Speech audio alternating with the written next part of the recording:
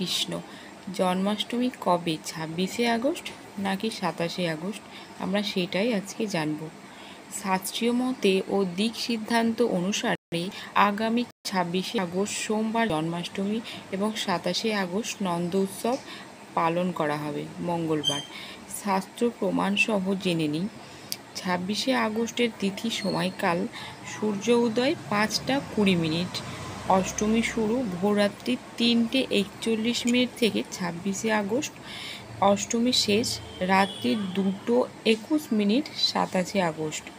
রোহিণী নক্ষত্র শুরু 26শে আগস্ট বিকেল 3টে 57 মিনিট থেকে শেষ 27শে আগস্ট বিকেল 3টে 39 মিনিট পর্যন্ত, অর্থাৎ 26শে আগস্ট শুদ্ধ জন্মাষ্টমী তিথি, কারণ এদিনে একাধারে অষ্টমী ও নবমী তিথি এবং রোহিণী নক্ষত্র যুক্ত রয়েছে এবং এটি সোমবার, তাই সোমবারে জন্মাষ্টমী পালন করাই শাস্ত্রসহ।